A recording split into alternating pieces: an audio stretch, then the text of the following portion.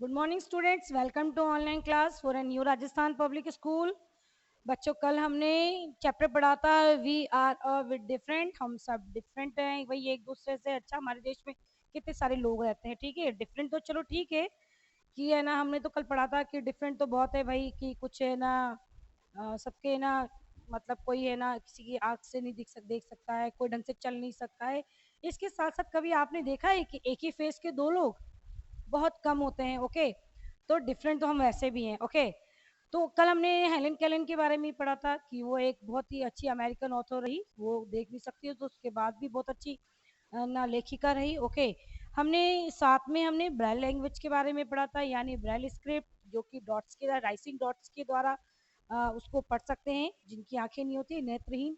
कौन सी लैंग्वेज से पढ़ सकते हैं? ब्रेल लैंग्वेज से। ओके, जो कि इसको किसने इन्वेंट किया था? इसको बनाने वाले, लिखने वाले कौन थे? लुई ब्रेल थे। ओके, एंड नेक्स्ट अब हमारा है अब हमने कल साइन लैंग्वेज के बारे में पढ़ा था। यानी साइन, यानी जो डीफ और डम पीपल्स होते हैं वो किस तरह से कम्युनिकेट करते हैं एक दूसरे से। उनके पास तो बात करने के लिए वर्ड तो बोल तो सकते नहीं है, तो वो अपने हाथों के एक्शन से वो अपनी बात को दूसरे के सामने रखते हैं। ओके, एंड आज का जो हमारा है वो सेलिब्रल पाल्सी।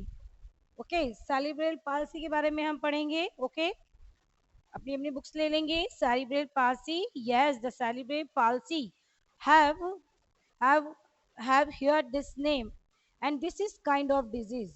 ये एक तरह की डिजीज होती है, ये एक तरह की बीमारी होती है जिसमें hand, legs and all other organs of the of the patients of the cerebral palsy are normal, but they do not function properly. The cases of this disease is that the brain of the patient and suffering from it has no control upon his organ. Okay, हाथ पैर सब कुछ होते हैं उसके पास, लेकिन वो सही तरीके से काम नहीं करते हैं। क्यों? क्योंकि उसका जो कनेक्शन होता है, क्योंकि अगर अगर हम हाथ उठाते हैं, पैर उठाते हैं, हम बोलते हैं, अब अब कुछ भी अगर हम करते हैं, तो उसमें हमारा ब्रेन जो होता है वो सपोर्ट करता है। कहते हैं ना, head is control head is control part of the body. हमारी बॉडी को पूरा कंट्रोल करता है ब्रेन। तो सेरिब्रल पाल्सी भी ऐसी ही एक डिजीज जो कि दिमाग से रिलेटेड है, जिसकी वजह से हाथ पैर वो सब होते हैं, लेकिन वो पूरे तरीके से वर्क नहीं करती है, अपने ही शरीर के अंगों पे कंट्रोल नहीं रहता है। फॉर एग्जाम्पल, जैसे कि उसके सामने अगर कोई बुक रखी है, बॉटल रखी है, पेन रखा है, हैंकी रखा है, तो वो उसको भी नहीं उठा सकता है, यानी कि उसके जो हाथ पैर जो हैं वो सही तरीके से वर्क नहीं करते। Okay, this disease need a particular type of physical exercise, and physical exercise gradually unable the brain to control other organ. लेकिन जो एक्सरसाइज, कुछ एक्सरसाइज उनको करवाई जाती है, जब वो कुछ एक्सरसाइज करते हैं तो जिसकी वजह से उनकी बॉडी का जो ऑर्गन है वो थोड़ा बहुत काम करने लग जाता है। यानी कि कुछ ऐसे जो ब्रेन में जो प्रॉब्लम होती है, तो थोड़ी बहुत एक्सरसाइज यानी फिजिकल एक्सरसाइज करने से वो धीरे धीरे खत्म तो नहीं होती है, लेकिन वो थोड़ा सा कंट्रोल में आ जाती है। And the same way there is the different physical exercise for the practice of the speaking and और राइटिंग टू। साथ में हर वर्क के लिए अलग एक्सरसाइज होती है। हाथ पैरों को हिलाने के लिए या हाथ पैरों से काम करवाने के लिए वो अलग एक्सरसाइज होती है। लिखने के लिए, बोलने के लिए वो अलग एक्सरसाइज होती है। तो वो अलग अलग एक्सरसाइज करके उनको ठीक किया जाता है, लेकिन वो नॉर्मल तो नहीं होते, लेकिन कई हद तक वो ठीक हो जाते हैं। It's make the person normal gradually, धीरे धीरे वो नॉर्मल नहीं होता, लेकिन वो ठीक हो जाता है। Thought he can't work at the normal speed like us, but still is the improve to great extent। वो हमारी तरह नहीं वर्क कर सकते हैं, लेकिन धीरे धीरे वो अपनी बॉडी के ऑर्गन को कंट्रोल करने लग जाते हैं, और धीरे धीरे उनका जो उनकी जो थोड़ी बहुत बोलने की कैपेसिटी, उनके हाथ पैर की, चलने की, तो ये थोड़ी बहुत कैपेसिटी सही हो जाती है। हमारी तरह नहीं कर पाते हैं, लेकिन कई हद तक सही हो जाते हैं। बच्चों, इससे रिलेटेड मैं आपको एक क्वेश्चन देती हूँ। Okay, which type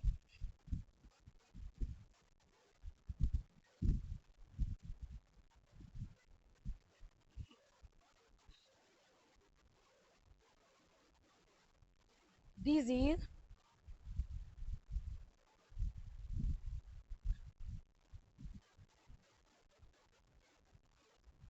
cerebral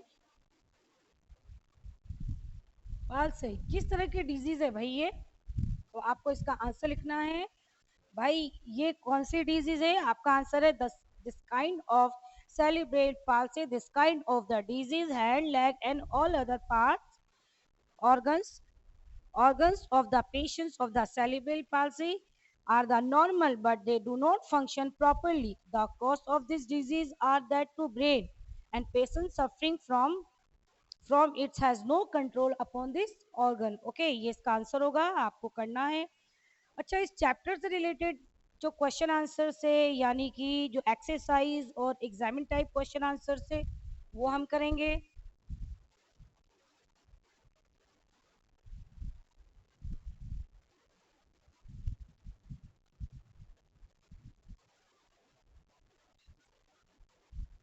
mute बंद कर, पोस्ट कर दिया।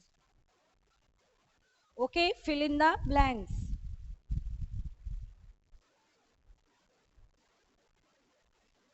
फिल इन द ब्लैंक्स करेंगे, फिल इन द ब्लैंक्स, यानी कि ये हमारा क्वेश्चन नंबर 1 है। ओके, क्वेश्चन नंबर 1 में आप फर्स्ट में क्या भरेंगे? क्वेश्चन क्वेश्चन है कि develop Braille systems language, this blank is a rise alphabet based on dots. यहाँ पे कह रहे हैं कि भाई कौन सी ऐसी लैंग्वेज है जिसकी वजह से जो जो कि है ना, जो विजुअली पीपल है जिनको दिखता नहीं है वो पढ़ते हैं किससे? Louis Braille.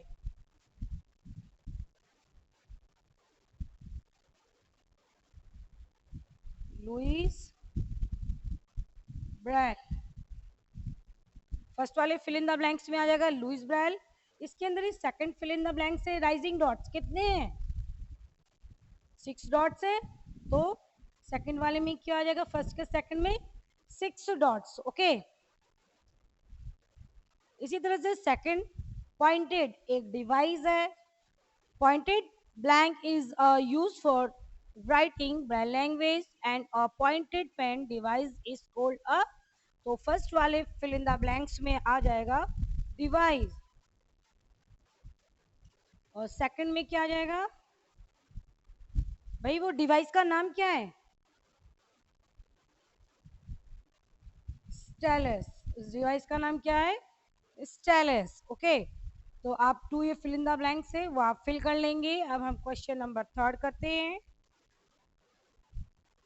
क्वेश्चन नंबर 3 के लिए है कि if there are any physical disability people in area, अगर आपके आसपास के एरिया में कोई ऐसा पर्सन है जो कि उस बॉडी से कोई डिसेबिलिटी है, किसी प्रकार की प्रॉब्लम है, कि भाई प्रॉब्लम में क्या है, मतलब कि उसके पास आंखें नहीं है, वो लंगड़ के चलता है, या हाथ नहीं है, या फिर वो देख नहीं सकता है, तो ठीक है, पीपल है, and people in your area, then talk to them and find out that they are capable for doing this type of task। तो वो किस तरह से, जो भी उसका वर्क है वो किस तरह से करता है भाई, तो आपके आसपास में है तो या तो आप उसके बारे में लिखिए कि भाई आपके आसपास में अगर वो आंख से नहीं देख सकता तो वो वर्क कैसे करता है, या वो क्या वर्क करता है, या वो अपनी लाइफ को कैसे चलाता है, कैसे सरवाइव करता है, इन सब के बारे में। ओके, तो इससे रिलेटेड एक मैं छोटी सी स्टोरी लिखती हूँ।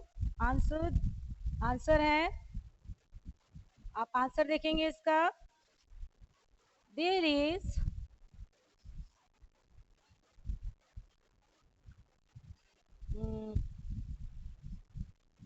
Rahul uncle in my colony. वो कहाँ पे रहते हैं? आपकी कॉलोनी में रहते हैं। Colony. Who is blind,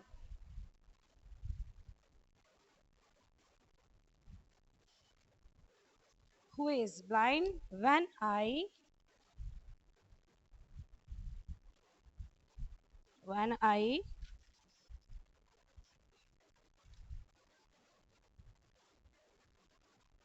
talk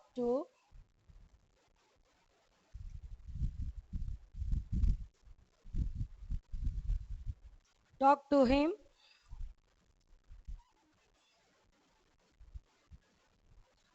I come to Now that he is a popular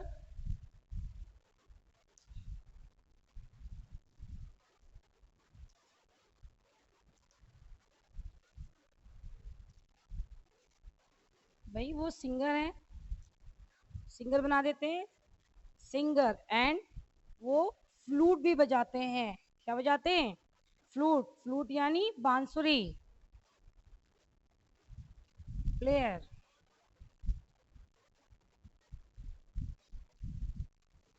he is he has organized organized Jagran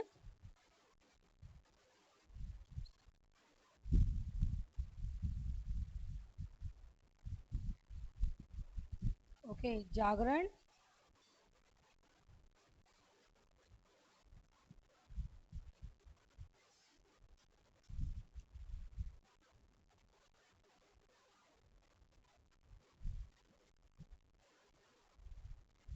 Jagran party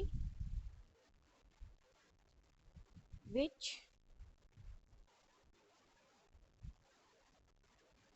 performs in Devi Jagran also. Devi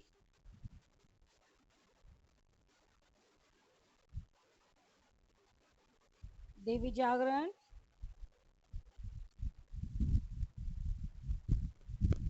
and माता की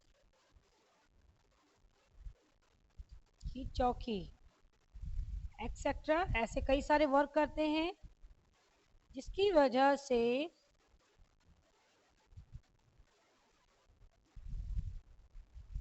programmes he also attends music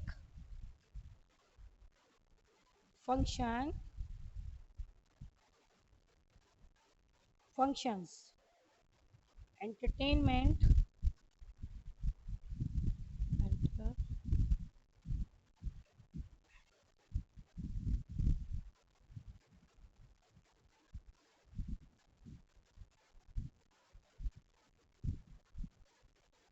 enter entertainment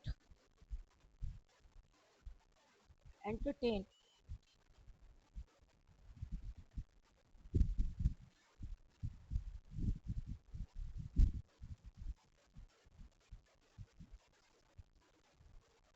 entertain the audience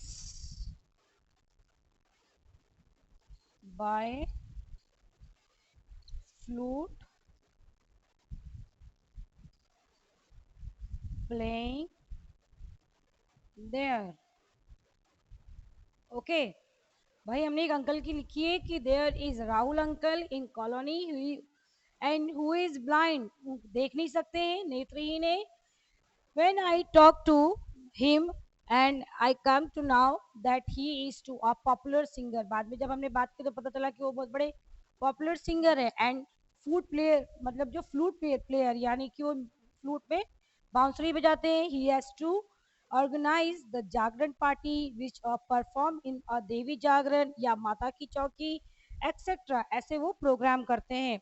यानी वो देख नहीं सकते, उसकी देख नहीं सकते, उसके बाद भी वो बहुत अच्छे सिंगर है और बहुत ही अच्छे फ्लूट प्लेयर है यानी कि बांसुरी बजाते हैं। And programs he also attend the music function, साथ में वो इसी तरह के म्यूजिक फंक्शंस भी करते हैं and entertain the audience by the flute playing there, और साथ में वो बांसुरी बजा करके लोगों का एंटरटेन भी करते हैं। ओके अब हमारे जो एग्जामिन टाइप क्वेश्चन है, एग्जामिन टाइप क्वेश्चन में examine type question answers, examine type question answers ये क्वेश्चन आंसर्स कर लेंगे, उसके बाद आपको नीचे लिखना है examine type question answers. Examine type question answers देखेंगे बच्चों, ये एमसीक्यू है, एमसीक्यू टाइप से जिसके अंदर आपको ऑप्शन दिए गए हैं। अच्छा, आपको तो यहाँ पे ऑप्शन दिए गए हैं, लेकिन हो सकता है आपको एग्जाम में ऑप्शन ना मिले। So look at the picture given below and identify I as per braille script. आपको ब्रेल स्क्रिप्ट से बताना है कि इसके अंदर आई कैसे लिखा गया। तो बच्चों देखो, INDIA इंडिया लिखा गया है, इसके अंदर आपको आई 2 टाइम्स बताया गया है, एक फर्स्ट में और एक लास्ट सेकंड लास्ट में। तो आपको बताना है कि इसमें से आई कौन सा है। तो हमारा ऑप्शन क्या आ जाएगा, हमारा फर्स्ट का ऑप्शन आ जाएगा बी। बी ऑप्शन में आई कैसे लिखा हुआ है बच्चों,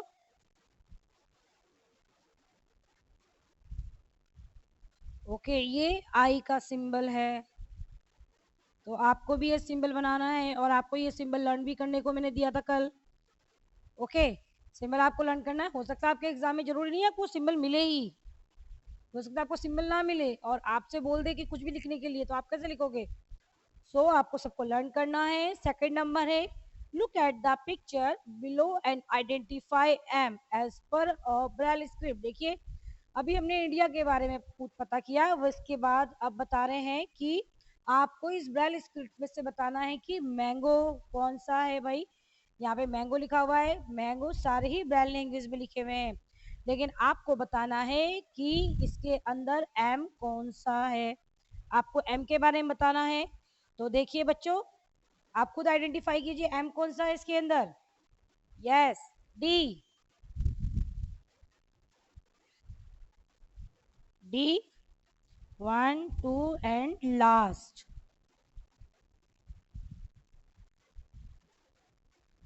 ओके, ये डी है, यानी कि ये एम है और ये आई है। ओके, तो ये आपको बनाना है। क्वेश्चन नंबर थर्ड, इसके अंदर दिया हुआ है look at the picture below and identify Y as per sign language. यहाँ पे साइन लैंग्वेज दिया गया है, लेकिन यहाँ पे देखिए आपके साइन लैंग्वेज में आपको BOY, लेकिन यहाँ पे बनाया हुआ नहीं है साइन लैंग्वेज में, लेकिन वाई दिया है, और यहाँ पे पिक्चर्स नहीं बनाई गई है, मेरी बुक में तो नहीं है।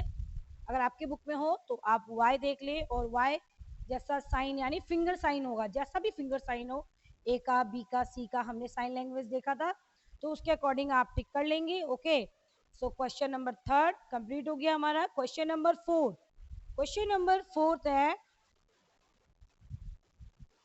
क्वेश्चन नंबर 4 करेंगे।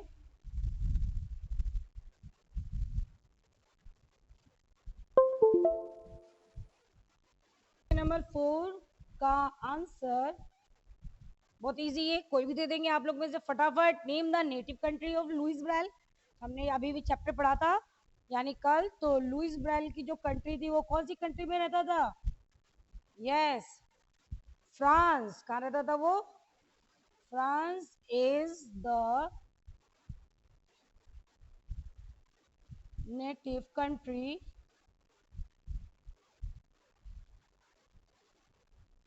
Of Louis Braille. Louis Braille की नेटिव कंट्री कौन सी थी, फ्रांस की। वो कहाँ का रहने वाला था, फ्रांस का।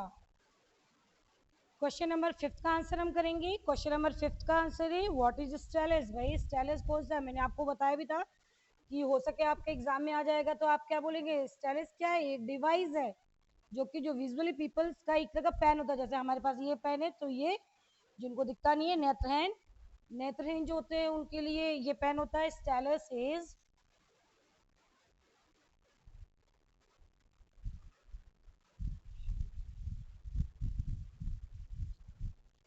Pointed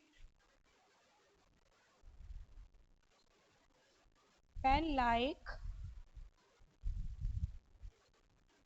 device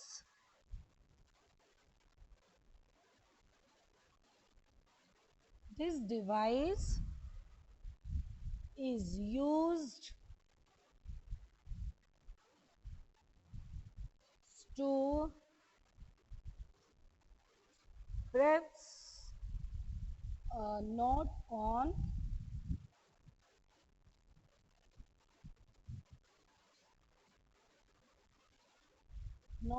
the paper. किस पे लिखते हैं वो, पेपर पे। This is used for writing in braille language. Okay, braille language लिखने के लिए ये पेन काम आता है. So France is a native country of Louis Braille. Okay, next question है भाई स्टाइलस क्या है. Stylus is a pointed pen like device.